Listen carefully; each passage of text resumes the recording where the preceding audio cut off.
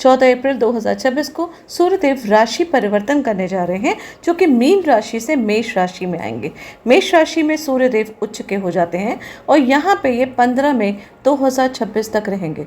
जब सूर्य एक्सॉल्टेड हो जाते हैं, मीन्स उच्च के हो जाते हैं, तो बहुत ही ब्यूटीफुल फल देते हैं, बहुत ही ज़्यादा स्ट्रॉन्ग हो जाते हैं और ये एडमिनिस्ट्रेशन में, पावर में और गवर्नमेंट रिलेटेड सारी चीज़ों में बहुत ही ब्यूटीफुल फल देते हैं। मेष राशि जो काल पुरुष की कुंडली की पहली राशि है, जिसका मेजरमेंट जो है वो 0 डिग्री से 30 डिग्री तक होता है। सूर्यदेव इस राशि में परिवर्तन करने जा रहे हैं, मतलब इस राशि में गोचर करने जा रहे हैं। गोचर करते हैं तो एक्सॉल्टेड हो जाते हैं, बहुत ही अच्छे फल देते हैं। इसमें सूर्यदेव उच्च के हो जाते हैं, लेकिन ये उच्च के 10 डिग्री में होते हैं जब ये अश्विनी नक्षत्र में होते हैं। परम उच्च मतलब कि अच्छी तरीके का जो बहुत ब्यूटीफुल फल है ये इस टाइम देते हैं। उसके अलावा पूरी मेष राशि में ऑल्दो सूर्य उच्च के ही माने जाते हैं। 14 अप्रैल 2026 को 9:38 AM में सूर्यदेव जो हैं वो मेष राशि में अश्विनी नक्षत्र में गोचर करेंगे। अश्विनी नक्षत्र जो कि केतु का नक्षत्र है, ये 0 डिग्री से 13 डिग्री 20 मिनट तक रहता है। यहाँ जब सूर्य आते हैं तो हाई एनर्जी, करेज और रिस्क टेकिंग एबिलिटी हर व्यक्ति की बढ़ जाती है। एग्जीक्यूशन फास्ट होने लगते हैं, क्विक डिसीजन और एबिलिटी हर व्यक्ति के काम में ज़्यादा हो जाती है, बढ़ जाती है। कॉन्फिडेंस बहुत हाई लेवल पे हो जाता है। लीडरशिप और डिसीजन मेकिंग जो कैपेबिलिटी है उसमें इम्प्रूवमेंट होता है। हर व्यक्ति की हेल्थ में इम्प्रूवमेंट आता है। जनरली ये टाइम काफ़ी अच्छा होता है जब सूर्य उच्च के अश्विनी नक्षत्र में आते हैं। ये एक बहुत ज़बरदस्त एनर्जी पावर हाउस का टाइम फेस होता है, जिसमें हर व्यक्ति जो भी कर्म करता है उसको पॉजिटिव फल मिलते हैं। 13 डिग्री 20 मिनट से 26 डिग्री 40 मिनट पे दूसरा नक्षत्र आता है जो होता है भरणी नक्षत्र। तो सूर्यदेव 28 अप्रैल को भरणी नक्षत्र में गोचर करेंगे, जो कि शुक्र का नक्षत्र है और ये यहाँ पे रहेंगे 11 मई 2026 तक। यहाँ पे स्ट्रॉन्ग लीडरशिप क्वालिटी बढ़ जाती है और हर व्यक्ति का इनिशिएटिव लेने की कैपेसिटी जो है वो इंक्रीज हो जाती है। क्रिएटिविटी में 8 में लोगों का इंटरेस्ट बढ़ता है। करियर चेंज करने की कैपेबिलिटी और कॉन्फिडेंस भी हर व्यक्ति के अंदर आता है। पर्सनालिटी और अट्रैक्शन में भी इन्हेंसमेंट होता है और हर व्यक्ति अपनी अपॉर्चुनिटीज़ को लेने के लिए आगे बढ़ने की कोशिश करता है। फाइनेंशियल ग्रोथ और इनकम बूस्ट होने का ये सबसे बेहतर टाइम होता है। 26 डिग्री 20 मिनट के बाद सूर्यदेव जो हैं वो तीसरे नक्षत्र में मेष राशि के आएंगे, जिसे कहते हैं कृतिका नक्षत्र।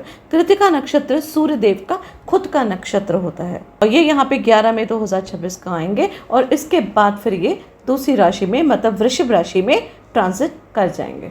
क्योंकि ये सूर्यदेव का खुद का नक्षत्र है तो इस टाइम हर व्यक्ति के अंदर पावर, अथॉरिटी बहुत ज़्यादा एनहांस होगी। लीडरशिप क्वालिटी बढ़ेगी, कॉन्फिडेंस में बूस्ट आएगा, बिजनेस ग्रोथ होगा, फाइनेंशियल इंक्रीमेंट होगा, बिजनेस एक्सपांड होगा। यहाँ पे मोस्टली बिजनेस के एक्सपेंसेस जो हैं वो खुलते हैं, बहुत ज़्यादा अपॉर्चुनिटीज़ जो आती हैं, लेकिन साथ ही साथ ईगो क्लैशेस भी होने की पूरी संभावनाएं होती हैं। हर व्यक्ति अपने टैलेंट का यूज़ करके हायर पोजीशन को प्राप्त कर सकता है और इस पॉजिटिव जो गोचर है उसका फ़ायदा उठा सकता है। अपने टैलेंट को इम्प्रूव करने का और अपने आप को प्रूव करने का ये बेस्ट टाइम पीरियड होता है। कुछ कॉशंस हैं जो इस पीरियड के दौरान जब मेष राशि में सूर्य आ जाएंगे, उच्च के हो जाएंगे, तो हर व्यक्ति को ले लेना चाहिए। जैसे सबसे पहली बात, ओवर एम्बिशियस से हर व्यक्ति को बचना चाहिए। ईगो क्लैशेस ना हो, इस चीज़ का बहुत ज़्यादा ध्यान रखना चाहिए।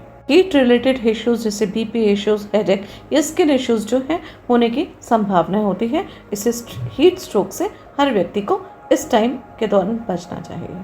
धनु राशि की अगर हम बात करते हैं तो सूर्य आपके पंचम भाव में आ रहा है और यहाँ पे आके वो उच्च का हो रहा है और उसके साथ साथ ये ऑलरेडी आपके भाग्यस्थान का स्वामी है, मतलब नवम भाव का स्वामी है। मतलब कि केंद्र में दोनों ही, सूर्य जो केंद्र में आ रहा है और वो केंद्र का ही स्वामी है। तो ये देखा जाए तो बहुत ही पॉजिटिव टाइम आपके लिए आ रहा है। ये एक काइंड ऑफ अ राजयोग आपके लिए बन रहा है। इससे आप कह सकते हैं कि हाईली ऑस्पिशियस ट्रांजिट जो है वो आपके लिए हो रहा है। ये एक तरीके से सेलिब्रेट करने का टाइम है। बहुत पॉजिटिव एनर्जी आपके साथ रहेगी। 5th हाउस जो creativity, romance, children, Joy, fame और रिकॉग्निशन का हाउस है। सूर्य यहाँ पे खुद फेम और नेम का कारक भी है। यहाँ पे आपको नाम भी मिलेगा, फेम भी मिलेगा और ये प्लेसमेंट आपको बहुत बड़ी बड़ी अपॉर्चुनिटीज़ जो है वो आपके सामने लेकर आएगी। ये धर्म, कर्म और का अधिपति योग बन रहा है, बहुत ही पावरफुल योग यहाँ पे बन रहा है, पावरफुल कनेक्शन है जिसमें कि पंचम भाव जो है वो नवम भाव से जुड़ा हुआ है। एक तरीके से क्रिएटिव इंस्पायरेशन का बर्स्ट आपके आगे आपकी लाइफ में आएगा। नई हॉबीज़, नए प्रोजेक्ट्स आप नए आइडियाज़ लगा सकते हैं। अनएक्सपेक्टेड न्यू अपॉर्चुनिटीज़ आपको मिलेंगी। अगर आप जॉबलेस हैं तो यहाँ पे जॉब के ऑफर्स भी आपको मिलेंगे, और वो भी ऐसे मिलेंगे जो कि आप बहुत लंबे टाइम से सोच रहे थे। आपके लिए काफ़ी पॉजिटिव ट्रांजिट होने वाला है ये। 5th हाउस जॉय का भी हाउस होता है, जो छोटी छोटी चीज़ें जो हैं वो आपको खुशी देने वाली हैं, उन सब चीज़ों को आप करेंगे। आप यहाँ तक कि बहुत ब्यूटीफुल फील करेंगे। ये टाइम जो है ना बहुत ब्यूटीफुल फील करने वाला है। यहाँ पे आपका मन जो है वो खुश रहेगा। अपनी हॉबीज़ को आप इन्हांस करेंगे। हो सकता है आप खेलने कूदने में और अपनी पुरानी कुछ आपकी जो हॉबीज़ हैं उनको निकाल के बैठें और उस पर अपना काम करना शुरू करें, या कुछ ऐसी चीज़ें हैं जिससे आपको आपके मन को खुशी मिलती है, अब वो चीज़ें यहाँ पे करें। इनफैक्ट ये जो है पूर्व पुण्य का भी हाउस है, तो यहाँ पे आपके पिछले जन्म के अच्छे कर्मों का भी आपको फल मिलेगा। वो हाउस पे ये जो सूर्यदेव यहाँ पे उच्च के होके इस हाउस को भी एक्टिवेट कर रहे हैं।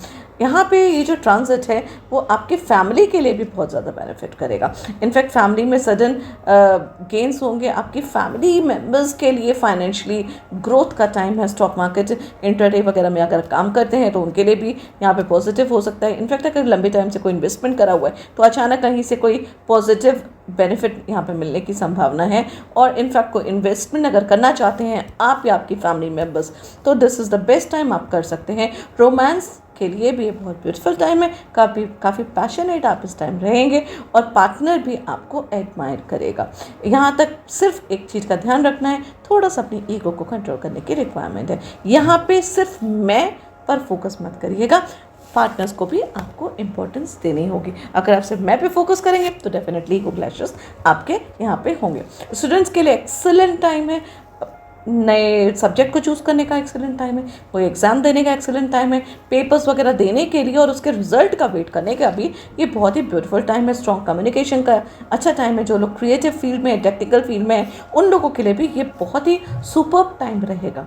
और उसके साथ साथ सूर्य का जो एस्पेक्ट है, जो दृष्टि है, वो 11वें भाव में पड़ रही है। मतलब कि सोशल नेटवर्किंग से गेंस मिल सकता है। यहाँ पे प्लानिंग वगैरह अगर आपने करी हुई है तो यहाँ पे मैं आपको सजेस्ट करूँगी उसको थोड़ा सीक्रेट रखें, उसको ज़्यादा लोगों से शेयर ना करें, वहाँ पे आपको थोड़ा सा नुकसान हो सकता है। ओवर एक्सपोजर बिल्कुल भी ना करें, उसको अवॉइड करें, क्योंकि यहाँ पे बैठा हुआ सूर्य जो है वो आपके 11वें भाव को देख रहा है। तो फिर अपनी ईगो को संभाल के रखें, ओवर पब्लिक इमेज से थोड़ा सा संभल के रखें। वहाँ पे लार्ज ऑडियंस में, पब्लिक इमेज में अननेसेसरी कुछ ना कुछ डिस्प्यूट्स होने की संभावना है, उससे आपको बच के रहना पड़ेगा। अगर चाइल्ड बर्थ के लिए भी फेवरेबल टाइम है। अगर आपके बच्चे हैं तो अपने बच्चों को भी इस टाइम ग्रो होते हुए देखेंगे, उनकी लाइफ में मांगलिक कार्य भी होते हुए देखेंगे। ओवरऑल अगर देखा जाए तो ये पीरियड आपके लिए बहुत पावरफुल, लकी और जॉयफुल फेस रहेगा।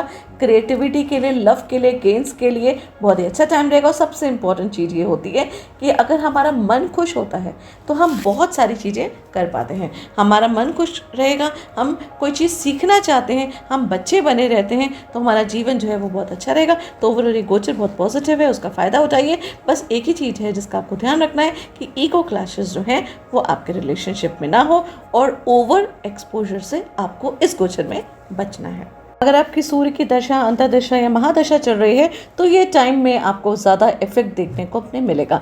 या फिर आपका कोई भी प्लैनेट जो है वो सूर्य के नक्षत्र में बैठा हुआ है तो भी आपकी लाइफ में ज़्यादा इफेक्ट देखने को मिल सकता है। जब भी सूर्य गोचर में आता है, ट्रांजिट में आता है, तो ये कुछ चीज़ें जो हैं वो हर व्यक्ति को कर लेनी चाहिए। इससे आपका सूर्य जो है कुंडली में स्ट्रॉन्ग होता है।